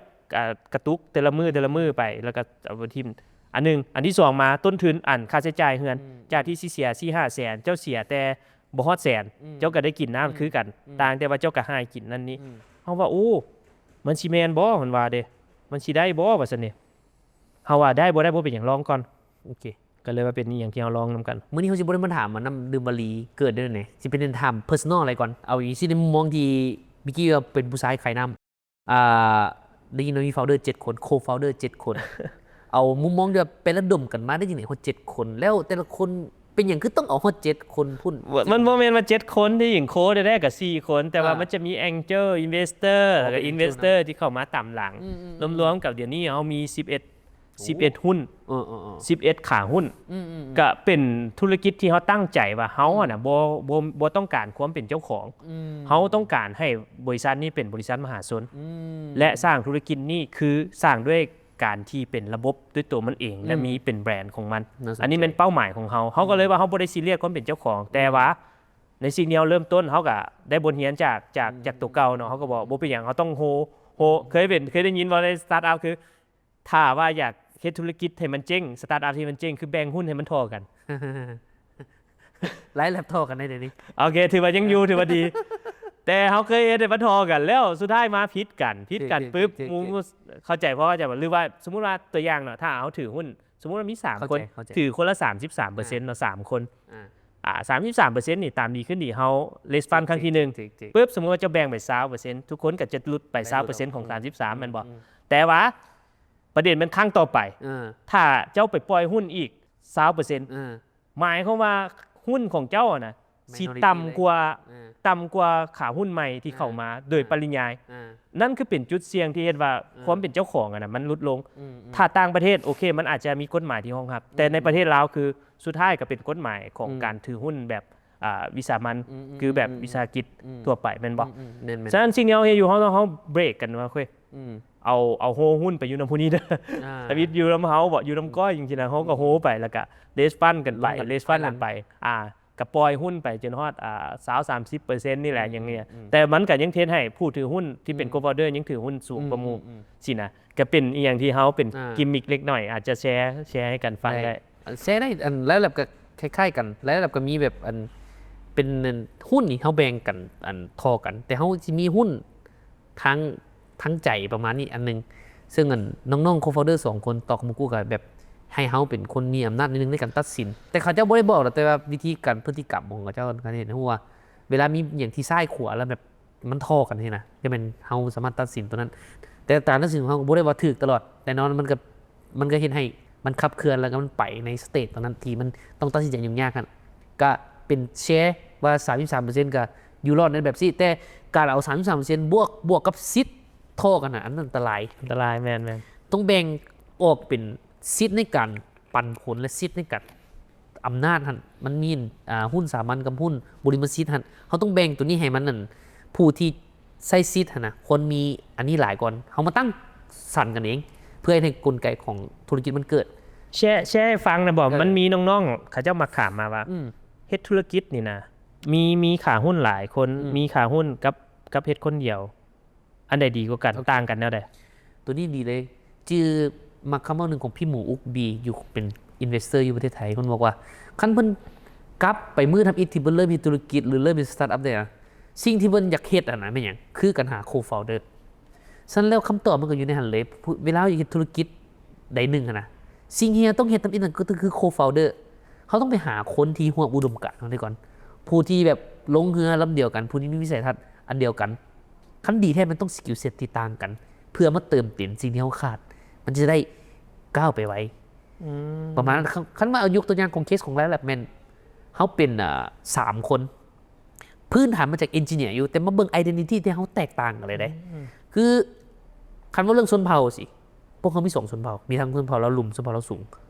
คือโมกู้นี่เป็นคนชนเผ่าเขาเราคงเลยใน3 คนเขามี2 เพศมีผู้หญิงทั้งผู้หญิงและผู้ชายเขาหลากหลายในเรื่องตัวนี้เล่นให้คือแบบมันเป็นวาไรตี้ที่เขาสามารถสนทนากันได้แล้วก็บ่ได้อายุเท่ากันทางนั้นจะเป็นรุ่นน้องทางเขาเป็นรุ่นอ้ายสิอันเขาเจ้าก็นับถือเขาในนามเป็นรุ่นอ้ายฮะจะเป็นโคฟาวเดอร์ของไลฟ์ถือว่าโคฟาวเดอร์ของไลฟ์แลบบ่แปลกใจเลยถึงจะแบ่งหุ้นหรือว่าไม่อย่างแต่ว่าความแตกต่างนี่แหละเห็นให้เขาอยู่น้ำกันได้โดยที่มีเป้าหมายและวิสัยทัศน์คล้ายกันคือกันคิดว่าตอนนั้นที่จริงตอนทำอิฐกับ บ่ได้คิดในมุมมองนี้ซ้ำในส่วนตัวที่เป็น CEO คิดว่าเฮ็ดจังได๋คนมาช่วยกันเฮ็ดจังได๋เวียกมันสิแล้วแต่หลังจากทีมงานเริ่มอยู่ประมาณ10คนนี่เฮาฮู้ละเฮาขาดการ operate หรือว่า COO หรือว่าการบริหารองค์กรบ่ได้เริ่มต้องเบิ่งเรื่ององค์กรเรื่องเบิ่ง system เรื่องระบบเริ่มเข้ามาเบิ่งระบบแล้วเทคนิคนี่คันเฮาบ่เสิร์ชเบิ่งนี่เฮานำหลังก็บ่ได้บางเว็บเฮาค้นขึ้นบางเว็บเฮาค้นชะลอเทคโนโลยีมันมาหลาย AI IoT blockchain ต่างๆคันเฮานำบ่เท่ากับเป็นเป็ดเขาต้องเลือกเอาตัวใดเว็บใดเฮาสินำเว็บใดที่เฮาสิตาม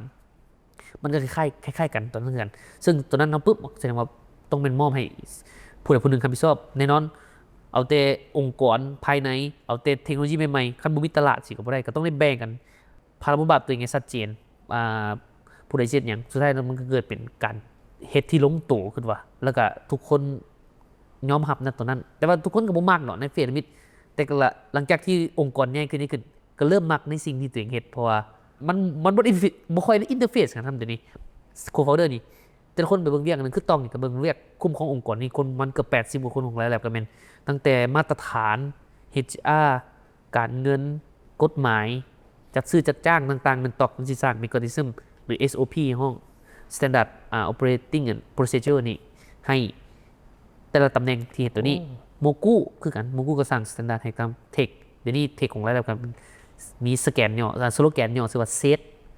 SAID ก็คือมาจาก Software AI Development ก็แสดงว่าตัวนี้เป็นสโลแกนที่มันต้องสร้าง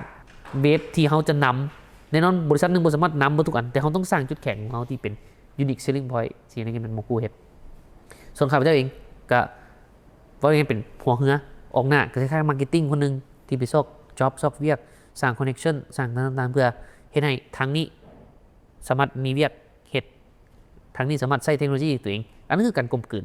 ที่มันเกิดขึ้นเฮามาเว้าเรื่องเกี่ยวกับตัวหน่อยนึงอีกบัดนึงได้คือเฮามีคุณสมบัติของการเป็น entrepreneur เนาะเรื่องของการ lead ทีมนำสร้างความแตกต่างหรือแม้กระทั่งความอดทนบากบั่นอีหยังก็แล้วแต่บ่ย่อท้อต่ออุปสรรคอันนั้นคือสิ่งที่เป็นคุณสมบัติอันนึงแต่ว่าอยากจะมาลงกับตัวว่าเฮาเวลาเฮาท้อเฮามีความเชื่ออีหยังเฮาเชื่อในอีหยังคือว่าสิ่งที่เฮาเฮ็ดอยู่มันแม่นล่ะเฮามีปรัชญาการยึดถือหรือการใช้ชีวิตแบบใดเพราะว่าน่าจะอยู่ญี่ปุ่นนี่จะเอาตัวนี้นี่แม่นถือว่าข้อเลยในการที่จะยึดมันยึดหลักนะแล้วมื้อเดียวท้อเฮาหยังเฮายึดถือด้วยหยังเฮาเชื่ออีหยังที่จริงอันบ่ฮู้ว่าท่อบ่ลดแต่ละคนมีจุดหมอเฮาอาจจะบ่เคยฮอดจุดนั้นแต่ว่าสิ่งที่เฮ็ดแต่ละครั้งนี่คือวางแพลนทุกสเต็ปให้มีหลายคนนึงหั่นเวลาเฮาพลาดจุดนี้แล้วเฮาก็บ่ไปคิดนำมันหลายแล้วก็ไปอีกแพลนใหม่ก็คือบ่ค่อยใช้เวลากับเนกาทีฟหลายมันก็เลยบ่รู้สึกว่าตัวเองท้อหรือเป็นย้อนว่าเฮาเฮ็ดสิ่งแต่ละมื้อให้มันม่วนบ่ก็บ่แน่ใจตั้งแต่เฮ็ดธุรกิจหลายแบบมาแล้วก็เฮ็ดตัวนั้นมา7ปีแม้กระทั่งแต่ธุรกิจExpress ที่เจ๊งไปก็บ่ได้คิดว่ามันเป็นนั่นมันเฮ็ดหยังกระทบใส่เฮาเพราะว่าถึงมันเจ๊งไปเฮาก็ยังมีหลายแบบอยู่หรืออาจจะแม่นต้องบ่มีหยังคุณบ่มันค่อยสิคิดว่าท้อก็แสดงว่าณมาฮอดนี่นะยังบ่เคยเจอตัวนั้นเทื่ออีหลีน่าสนใจแต่ว่าการรับมือในแต่สเต็ปเฮาเฮ็ดจังได๋ก็น่าจะอาจจะแม่นแบบเฮาวางแผนแต่ละสเต็ปแต่ละหมากที่ไปมีแผน A คือตัวนี้มันเพอร์เฟคคันแผน A บ่ได้เฮายอมรับกับแผน B บ่แผน C บ่แผน D บ่ส่วนใหญ่สิมักวางแผนตัวนี้ให้ตัวเองหลายก่อนและปรัชญาสำหรับตัวเองเลยคือบ่ล้มเรื่องเนกาทีฟจะพยายามผู้ใดที่ล้มเรื่องเนกาทีฟเขาสิพยายามบ่ฟังหรืออย่างนี้หรือเปลี่ยนหัวข้อกับเจ้าหรือแม้กระทั่งมันจำเป็นต้องเรื่องฟังเรื่องเนกาทีฟเช่นตัวอย่างเช่นเรื่องพนักงานบ่เรื่องอีหยังที่พยายามได้พลังลบนะสิมอไม่เฮ็ดจ้าปัจจุบันนี้ หรือโคฟาวเดอร์อีก2คนก็ทั้งนั้นก็รับซวยแล้วก็มอเมชาทั้งนั้นบ่รับก็เป็นมอเมชาส่วนหลายมันพยายามเวลาเฮาบ่ได้ฟังเรื่องลบปุ๊บมันสิให้เฮาคิดบวกตลอดแล้วให้เรามีอินโนเวชั่นคิดแจ่มใสมันจะมีอินโนเวชั่นใหม่ตลอดคือหัวนี่คือคล้ายๆกับบู้เลยว่าอย่าคิดหันอย่าคิดนี่คิดนั่นนี่คิดนั่นนี่ทีมงานก็จะบางเทื่อก็นำบ่ทันแต่ว่าคิดตัวใดแล้วเฮ็ดตอนนั้นเลยเฮานะคิด 3:00 นก็ตื่นมาเฮ็ด 3:00 นเว้าเรื่องว่าคิดแล้วเฮ็ดเลยหั่นน่ะเขาก็เป็นเนาะในเรื่องของแบบว่าผู้แชร์ฟังนี่บ่หมายความว่าแบบว่าเฮามักคิดแล้วก็ตื่นมาแล้วมันไปเฮ็ดเลยน่าสนใจเพราะเฮาบ่มักอีหยังที่แบบว่ามือจงไว้แหละเพราะว่าถ้าเฮาจงไว้มันคือแบบว่าสุดท้ายเฮาบ่ได้เฮ็ดแล้วมันก็กลายเป็นเรื่องของที่เฮาคิดไปแล้วมัน เฮามีหลักการในการคิดว่าถ้าอีหยังที่เฮาคิดแล้วเฮาบ่เฮ็ดถือว่ามันเป็นอีหยังที่เสียเวลาเฮ้ยบ่รู้อันนี้มันเป็นจุดที่มันต้องเป็น entrepreneur mindset ต้องมีขึ้นอย่างเลยเห็นเลยมีอันอื่นเอพิโซดอื่นอีกบ่ที่ว่าขึ้นเลยเลยให้ฟังมันบ่แม่นอย่างนั้นแต่มันมีข้อดีข้อเสียข้อดีก็คือว่าโอเคถ้ามันเกิดก็คือเกิดแล้วก็ไปต่อ continue ต่อแต่ถ้าว่าข้อเสียก็คือฟ้าวเกินไปแล้วแบบมันก็อาจจะมีข้อผิดพลาดนั่นนี่แต่ว่าเฮาเชื่อว่าการฝึกอันนี้น่ะมันเป็นอีหยังที่เพิ่มสกิลเฮาได้เพราะว่าเฮาสิเกิดการเฮ็ดคิดแล้วตัดสินใจลงมือเฮ็ดที่แม่นยำขึ้นเฟลหลายๆเทื่อสมมุติว่าเฟลไปแต่ฮอดมื้อนึงที่แบบว่าเวลาเฮาคิดตัวนี้น่ะเฮาจะคิดว่าโอเคอันนี้มันยังบ่เหมาะแล้วขึ้นตัวนี้ปุ๊บโอ้ขึ้นนี้มันต้องได้ลงเลยเขาก็ลงเลยแล้วมันก็เกิดโอกาสในการผิดพลาดหรือว่าการตัดสินใจพลาดมันชิ้นหน่อยลงจนทุกมื้อนี้ก็ยังใช้วิธีการอันนี้แม่นก็คืออยากเว้าถึงว่าทีมงานนำบ่ทัน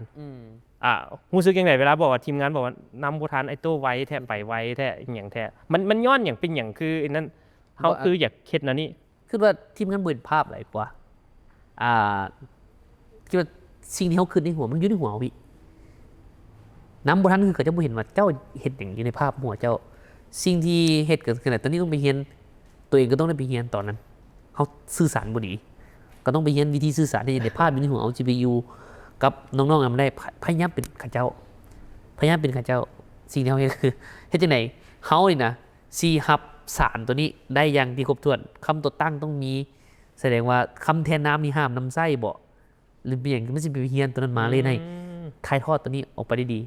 แล้วก็พยายามมีตติ้งกันให้ทีคือช่วงที่เห็นบ่เห็นภาพตัวอย่างเช่นมันสิมอบไปคล้ายๆ brainstorm มอบไปแล้วมันสิเป็นแบบบ่มีเป็นปั้นหน้ามันเป็นตอนแล้วก่อนสิเป็นตอนนี้ช่วงนั้นสิได้มีตติ้งกันตลอดเฮาสิห้องมามีตติ้งหรือว่าคิดออกก็โทรแล้วก็ไปเฮ็ดต่อแล้วก็มารีวิวใหม่การเฮ็ดรีวิวรอบเรียนตัวนี้นะ PDCA ตัวนี้นะสิเฮ็ดให้ไอเดียของน้องๆก็ซึมซับไปแล้วมันก็สิค่อยๆเฮ็ดไปอันนั้นวิธีของเฮากับหัวบู้ได้มีวิธีแต่บางทีแบบอยู่ในหัวเฮาแบบหลายๆอันที่ว่าน้องๆบูดภาพแล้วเฮามีวิธีกลไกที่แบบแชร์ให้ทีมงานบู้ก็หลายเนาะหลายๆ10คนจริงๆคือของเฮานี่เฮาจะมีลีดที่เฮา successor เนาะที่เฮาปั้นขึ้นมากับค่อนข้างระดับหนึ่งเวลาเฮาปั้นขึ้นมาเนาะสิ่งที่เขาเจ้าซึมซับคือพฤติกรรมของเฮาการกระทำของเฮานิสัยของเฮาแล้วเฮาเป็นคนค่อนข้างมักเว้าตรงแน่ก็บางเทื่อก็ไปทางที่ตรงเกินไปเนาะแต่ว่าเฮาก็คอยปรับตัวไปประเด็นก็คือเวลาที่เฮาคิดหยังออกเฮาจะลงมือบอกเฮ็ดแล้วก็เฮ็ดนำพาแต่ว่าบางเทื่อเขาเจ้าก็จะเบรกเพราะว่าบ่แม่นเบรกเพื่อหยังเพื่อให้เฮาหันตระหนักคิดแน่แล้วก็พยายามที่แบบว่าโอเคมันแม่นแท้บ่มันแม่นแท้บ่แต่เฮายังมั่นใจอยู่เขาบอกว่าเฮ็ดเขาเจ้าก็ลุยเต็มที่ส่วนผลมาจังได๋มันคือเรื่องอีกนึงซึ่งก็น่าสนใจว่าโอเคย้อนว่าเฮามีsuccessor co-founder ของเฮาที่ค่อนข้างว่าเคลียร์ก็ก่อนสิมานี่ก็บ่แม่นง่ายที่กว่าจะได้เซตที่แบบทีมงานที่แบบว่าเคลียร์นำกันเข้าใจทุกประเด็นฮู้ว่านิสัยของกันและกันแล้วประเด็นต่อมาก็แม่นการที่เฮาสร้างทีมที่เฮามั่นใจในตัวเขาแหละแล้วเขาก็เชื่อมั่นในตัวเฮาอันนี้เฮาว่าการเฮ็ดทีมที่ดีคือการสร้างความน่าเชื่อถือความเชื่อมั่นนำกันแหละมันสำคัญเวลาเฮาคิดหยังออกมันง่ายได้บัดนี้เฮาคิดหยังออกเฮาลงมือเฮ็ดให้เบิ่งแล้วเฮาต่อโจทย์ไปมันเกิดอีหลีต่อให้เฟลบ่เฟลเฮาบ่ได้ซีเรียสหยังแต่ว่าอย่างน้อยเฮ็ดไปแล้วมันเกิดหยังขึ้นมีหยังที่กลับมาแล้วเฮาต่อยอดได้บ่สมมุติ10อันอาจจะมีเฟลไป9แต่อันนึงอยู่บ่ซื่อมันเวิร์กไปตัวอย่างเฮาเฮ็ด product ใหม่คือกันแม้นเฮาอาจจะคิดไปมันก็บ่เกิดแต่พอเฮ็ดไปโอ้อ้ายบ่พร้อมแน่นี่โอเคบ่พร้อมตัวนี้ปรับตัวนี้เบิ่งโอเคลองลงไปเบิ่งถ้าขนาดสินค้าที่เฮายังอันนี้ว่าขอโทษเนาะมันเป็นการลั่น product ลอง product ถ้าเฮาลอง product กับลูกค้ากลุ่มนี้นะถ้ามันยังแบบนี้น่ะเขาเจ้ายังซื้อโดยที่เขาเจ้าบ่ได้หยังหลายแล้วเฮาไปปรับปรุงน่ะมันแฮงสิบ่ได้ขายก็บ่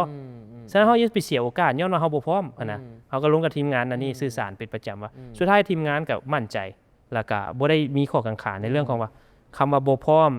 เพราะว่าย้อนว่ามันจะบ่มีคำนี้กับทีมเขาเจ้าจะลงมือก่อนแล้วจะลงมือนำกันถึงแล้วที่เงินคล้ายๆกับอาจารย์เฮ็ดน้อยๆแล้วก็ค่อยมาฟีดแบ็กค่อยๆเฮ็ดเรื่องไหนประกอบกันให้เป็นอันโมดูลใหญ่ก็คือว่าเป็นโมเดลที่น่าสนใจในการเฮ็ด MVP เนาะเขาต้องมีแม่นบ่มันน่าเฮาก็มาลงกับ MVP แต่ว่าฟังเบิ่งเนาะมิกิบูก็ มีสกิลในการเฮ็ด leadership สิเบิ่งฟังในมุมมอง leadership ของบูซะว่ามีปรัชญาอย่างบ่มีถามปรัชญาในกับการล้มเหลวด้วยของเฮาล่ะเฮาสิถามผมขึ้นว่าในปรัชญาในการ leadership คิดว่าแต่ละคนมีปรัชญาในการเฮ็ด leadership ในการคุ้มครององค์กรหรือว่าแม้กระทั่งได้ฟัง founder เฮ็ดจังได๋รับมือกับ founder แดน้องๆในองค์กรแดทั้งนอกแดในฐานะเป็น leadership ของบูนี่มีปรัชญาหยังบ่โอ้ถ้าเป็นเฮานี่เฮาเชื่อหนึ่งเนาะเฮาเชื่อในการแลกเปลี่ยนที่เท่าเทียมเคยเบิ่งหนังการ์ตูนคนเล่นแร่แปรธาตุนั่นบ่ Full Metal หนังญี่ปุ่นเนาะแต่ว่าความหมายมันอยากสื่อถึงว่าเวลาที่ทุกธาตุที่เกิดขึ้นเวลาเจ้าเฮ็ดธาตุนี้มาปลดสนอันนี้ออกมานี่มันมีการแลกเปลี่ยนที่เท่าเทียมเสมอและมันมีเวลาของมันซึ่งเฮาได้ปรัชญาตัวนี้เข้ามาเป็นการใช้ชีวิตของเฮาโอเคเจ้าฮู้ว่าอันนี้มันเรื่องบ่ดีถ้าเจ้าเฮ็ดเจ้าก็เจอสิ่งที่บ่ดีกลับมาเจ้าฮู้ว่าเจ้าอยากสำเร็จบางอย่างเจ้าก็ต้องได้เสียสละในการเฮ็ดบางอย่างเพื่อให้ได้มันมาสมมุติว่าเจ้าเฮ็ดในสิ่งที่อาจจะถูกคนนี้ตัวหรือว่าต้มก็ย้อนว่าเจ้าบ่ได้ละเอียดหรือเจ้าอาจจะมีเหตุการณ์อันนึงที่อาจจะส่งผลกระทบด้านบวกจากเหตุการณ์ที่ด้านลบจากตัวนี้เฮาก็เลยว่าเชื่อปรัชญาการใช้ชีวิตหรือว่าการเฮ็ดธุรกิจก็แล้วแต่เฮาทุกอย่างมีการแลกเปลี่ยนที่เท่าเทียมและทุกอย่างมีเวลาของมันอันนี้มันเฮาก็ยังยึดหลักการหลักมั่นของเฮาว่าโอเคอันนี้เป็นปรัชญาชีวิตของเฮาแล้วเฮาก็มักถ่ายทอดกับหมู่ว่าโอ้หมู่เจ็บเด้ออ้าวเจ็บเป็นหยังไปเฮ็ดหยังมาคือเจ็บโอ้อันย้อนผู้นี้ผู้นั้นเฮ็ดให้เฮาเอาแล้วเป็นหยังคือเจ้าเฮ็ดให้เฮาโอ้นั่นนี่ก็เจ้าบ่ดีนั่นเอาแล้วมันเกิดหยังขึ้นส่วนอย่างมันมีเหตุและผลแล้วมันก็เว้าเกี่ยวกับพุทธนำมาแหละมันก็คล้ายๆกันแต่ว่าเฮาเอามาเรื่องของความเป็นจริงอันนี้ก็เป็นสิ่งที่เฮาอยากแชร์นำได้ก็ได้ฮู้จักบูหลายๆอย่างก็ได้ฮู้จักในความเป็น leadership และการได้เห็นบูเขียนส่วนตัวเนาะกับบูเองแม่นเฮาเห็นเป็นผู้นึงที่มักเขียนปรัชญาในองค์กรบ่ในการเฮ็ดธุรกิจบ่2มาแล้วเป็นคนที่มักตื่นเช้าไปเฮ็ดกิจกรรมนั้นถามตลาดก่อนซะไปเอาเวลาใดไปเขียนไปเอาเวลาใดไปคิดเพื่อถ่ายทอดตอนนั้นออกมาถ้าเว้าเรื่องการตื่นนอนเนาะที่จริงเขามีไอดอลมันครูเซ้งเนาะเฮาเว้าเสมอว่าเฮาไอดอลกันครูเซ้งนี่จะตื่นทุกๆ 3 โมงตื่นมาเพื่อมาแล่น10กิโลทุกมื้อเป็นเวลา20กว่าปีเฮาบ่แน่ใจปีแต่ว่ารู้สึกว่าอย่างนั้นแล้วเราเป็นคนอ่านหนังสือหลายเฮาได้บทเรียนจากเราว่าเป็นหยังเฮาคือต้องเป็นคนมีวินัยครูเซ้งกับปรัชญาเดียวกับกิปโซเกนักแล่นที่ว่าวินัยคืออิสระแล้วนี่คือสิ่งที่มันความเป็นจริงเฮาอยากตื่นบ่ที่จริงมันบ่แม่นว่าเฮาอยากตื่นแต่ว่าเฮาบังคับตัวเองให้เป็นปกติเพื่อนอนไว้แล้วก็ตื่นเช้าเพราะว่าด้วยสภาพเฮาคนมีครอบครัวมีลูก3คนเนาะการเดินทางเฮาบ้านจากไปบ่อนเฮ็ดเวียกไปส่งลูก2บ่อนกับเมียเนาะมันค่อนข้างไกลล่ะเฮาหั่นน่ะอยากใช้ชีวิตกับลูกมีปฏิสัมพันธ์มีบ่อยากใช้ชีวิตที่แบบว่าโหมใส่เวียกนะเกินไปโดยที่แบบว่าละเลยเรื่องเวลานั่นนี่สินะแต่เป้าหมายหลักเฮาคือเฮ็ดจังได๋ก็ได้ให้สามารถไปรับไปส่งลูกได้ทุกมื้อก็เท่าที่จะเป็นไปได้ที่สุดนะอันนี้ก็เป็นโจทย์นึงครับว่าเฮาเฮ็ดจังได๋เฮาก็ต้องได้ตื่นเช้าเพราะว่าเฮาบ่มีเวลาตื่นเช้าเฮ็ดหยังตื่นเช้ามาออกกำลังกายนั่งสมาธิเฮ็ดบทความเฮ็ดเวียกอ่านตลอดตื่นแต่ 3:00 นหยังเฮาก็เฮ็ดไปคือนั้นทำอีกก็บ่ได้ดอกโอ้เมื่อยแต่สุดท้ายมาเฮาก็เฮ็ดให้มันเป็นรูทีนเมื่อเป็นรูทีนปึ๊บอย่างน้อยบางมื้อถามว่าเฮ็ดได้หมดบ่ก็บ่ได้เฮ็ดได้หมดดอกแต่ว่าอย่างน้อยก็เฮ็ดได้ให้มันเป็น8ใน10เฮาก็ถือว่าโอเคแล้วล่ะกลายเป็นว่ามันเปลี่ยนแปลงชีวิตเฮาได้เปลี่ยนอีหลีเลยจากที่ติกี้เป็นคนที่บ่มีวินัยเป็นคนที่เก็บตัวบ่เฮ็ดหยังแล้วเอาแต่ใจอยากเฮ็ดหยังก็บ่ได้สนไผกลายเป็นว่าเฮาเริ่มเปลี่ยนนิสัยจากสิ่งที่น้อยๆที่เฮาเฮ็ดทุกมื้ออันนั้นก็เป็นสิ่งที่เฮาเกิดขึ้นมาบ่ที่จริงวินัยน่ะสำคัญเลยเฮาปรัชญาในการเฮ็ดธุรกิจของเฮาคือวินัยด้วยสกิปปิ้นด้วยสกิปไพ่เลยตัวนี้แม่นนั่นเฮาเฮ็ดหยังก็อย่าในองค์กรของเฮานะหรือเฮาเคยสัญญาหยังที่ว่าจะเฮ็ดตัวนี้นะเฮาต้องคีปมันให้มันเกิดสม่ำเสมอตัวใดที่มีประโยชน์ต่อกับองค์กรแล้วแม่นควรรักษาไว้ได้ให้มันคีปไปตลอดแล้วมันสิในมูดของ culture ของเฮานำไปแล้วก็ทุกคนก็สิเบิ่งว่าตัวนั้นกลายเป็นมาตรฐานแล้วมันก็สิ ค่อยๆใหญ่ขึ้นเติบโตขึ้นแล้วเขาคือว่าตัวนั้นเป็นคีย์ในการประสบสำเร็จอีหลีก็เป็นคีย์เวิร์ดที่ของบูแหละบูอาจจะเป็นบูได้เว้าเรื่องธุรกิจมีอาจจะเป็นเว้าเรื่องส่วนตัวแล้วก็ไปเฮ็ดบทความแต่เฮาใช้ตัวนี้เลยการสม แม่นแต่ถ้าเทียบว่าเป็นหยังเขาคืออยากเฮ็ดบทความเป็นหยังเฮาคืออยากแชร์แรงบันดาลใจหรือว่าเป็นหยังเฮาอยากเล่าเรื่องที่เป็นชีวิตจริงเอาที่จริงเขาเป็นคนที่ introvert เป็นคนที่บ่กล้าคือตอนที่ไปพิชจื้อได้ว่าตอนที่ไปแข่งสตาร์ทอัพจักปีใดที่เฮาเจอแหละกะกะแต่ว่าย้อนว่าเฮาย้านแต่ว่าถ้าเฮาบ่เฮ็ดเฮาสิเปลี่ยนแปลงตัวเองได้จังได๋เฮาก็เลยเอาตัวเองเข้าไปสิ่งที่ย้านด้วยการขึ้นเวทีเว้าบ่เป็นกะเฮ็ดจังได๋ก็ได้ให้เว้าเป็นคือถ้ามาฟังไอ้นี่บ่ได้เป็นคนที่เว้าเป็นเลย แล้วก็ยังอยากเรียนรู้อยู่เฮาก็เลยตั้งใจว่าข่อยจะเว้าหน้ากล้องให้มันได้ให้มันจนแบบว่าข่อยบ่ต้องมาฝืนตัวเองให้มันเป็นอิสระก็เป็นการพยายามอันนึงเพื่อพิสูจน์ว่าให้หมู่แม้กระทั่งโคฟาวเดอร์นำกันที่เนาะเอ้าตัวเห็นที่ตอนตะกี้เฮาเป็นหมู่กันเฮาเป็นคนแนวใดเป็นลมผู้สาวนี่เฮาบ่ปากจักคำมีแต่ผู้สาวมาลมหรือว่าเป็นหยังได้บ่ ตอนสมัยลมเมียกันนั่นแหละแต่ก็หมายว่าแบบนั้นและแต่ว่ากลายเป็นว่าเฮาสร้างสิ่งที่เฮาอยากเฮ็ดอยู่เพื่อหยังเพราะเฮาอยากเป็นแรงบันดาลใจให้คนเป็นล้านเป็นเฮ็ดหยังได้หยังเพราะว่าสิ่งที่เฮาอยากเฮ็ดตอนนั้นน่ะแม่นเพื่อหยังเพื่อปัจจุบันก็คือเพื่อลูกเฮาอย่างน้อยสิ่งหยังที่เฮาจะจากไปในโลกนี้เนาะอันนี้ว่าเบิ่งคิดตอนจากเฮายังมีหยังที่เฮ็ดให้ลูกเฮาได้เห็นเฮาได้ภูมิใจในตัวเฮาอย่างเช่นคือเฮาในการสิ่งที่เฮายังภูมิใจในตัวพ่อเฮาก็เช่นเดียวกันบ่มีหยังเท่านั้นเฮาก็เป็นอันนี้แล้วเฮาก็กลายเป็นว่ามื้อนี้บ่ทันสำเร็จหยังเลยธุรกิจก็ยังอยู่ในช่วงที่แบบขยายตัวปรับนั่นปรับนี่บ่ได้แม่นอีหยังที่เป็น profit หยังก็ได้ว่าเรื่องส่วนตัวแน่เรื่องหยังแน่มันยังบ่ได้หยังสำเร็จแต่เป็นหยังเฮาคือกล้าออกมาเอาตัวบ่อายว่านั่นนี่เพราะว่ามันมีคนที่เขาเจ้าอยากให้เฮาแชร์มันอาจจะมีแหละคนที่เขาเจ้าสำเร็จกว่าเฮาถ้าเฮาขึ้นนั่นน่ะแสดงว่าเฮาบ่ต้องหายใจที่พอมีคนหายใจเก่งกว่าเฮาแม่นบ่ก็ย้อนว่านั้นเฮาก็คิดว่าโอเคเฮาก็เฮาแชร์ได้เฮาแชร์ถ้ามันบ่ผิดบ่ถูกก็รับเอาถ้ามันมีประโยชน์ก็รับเอาถ้ามันบ่มีประโยชน์ก็เลื่อนผ่านมันไปแต่ว่าย้อนว่านั้นเฮาก็เลยกล้าที่จะออกมาเว้าแล้วก็เป็นอิสระก็เช่นเดียวกับโตคือกันแม่นบ่ ถือว่าพัฒนาชีวิตการแชร์แรงบันดาลใจแม่นก็มักแชร์คือว่าสิ่งที่เฮาเห็นในอีกมุมมองนึงนะคนอื่นเพิ่นอาจจะจังบ่เห็นก็เลยพยายามถ่ายทอดบ่สิถ่ายทอดได้หลายปานใดแต่ละมื้อที่เฮ็ดนี่ก็คือพยายามถ่ายทอดออกเป็นความรู้เป็นคำเว้าเป็นหลักสูตรเป็นข้อความต่างๆให้ได้หลายที่สุดเพื่อให้คนที่อาจจะอยากเข้าใจข้อมูลนั้นเหมาะให้สามารถเข้าถึงได้แต่เฮาก็เพื่อการพัฒนาตัวเองเนาะถูกต้องที่การเฮ็ดแต่ละครั้งน่ะมันคันว่า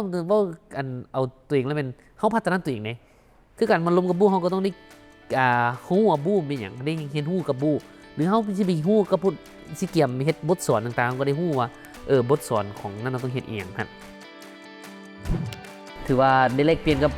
ประธานบู้วารี ได้ฮู้ตั้งแต่ชีวิตตัวเองน้อยตั้งแต่เพิ่นเติบใหญ่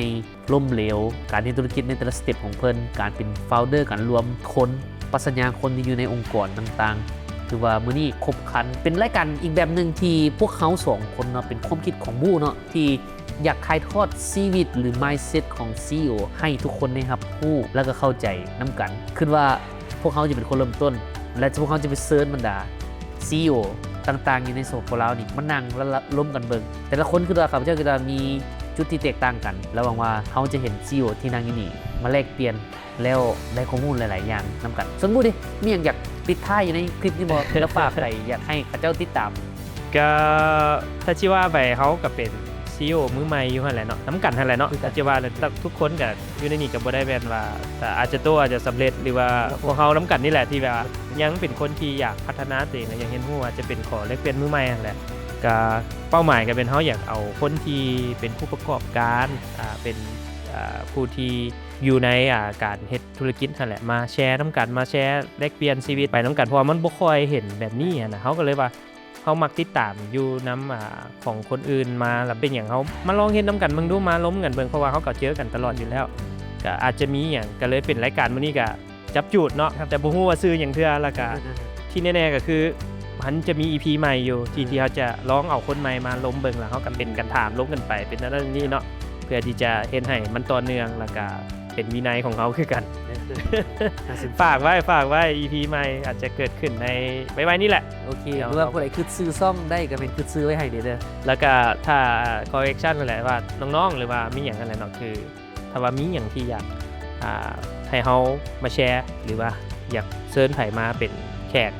มาร่วมกันเนาะก็สามารถปรึกษาหรือว่าคอมเมนต์มาได้เนาะแล้วก็แชร์บอกเฮาแน่ว่าเป็นแนวใดมันได้ประโยชน์แนวใดบ่หรือว่าอยากให้เฮาเล่าเรื่องหยังต่อไปก็ขอฝากนํเนาะ โอเคสำหรับผู้ใดที่มีคำถามอย่างเกี่ยวกับเซสชั่นของบู้แน่ของข้าพเจ้าเองแน่สามารถคอมเมนต์ได้เนาะแล้วก็คือว่าเขาจะไปอ่านทุกคอมเมนต์แล้วก็สีมาตอบในบทการเพื่อเขาได้แลกเปลี่ยนกันแล้วก็ให้ทอดความรู้ให้ได้ที่สุดเนาะหวังว่าพวกเขาจะเจอกันใหม่ใน EP ถัดไป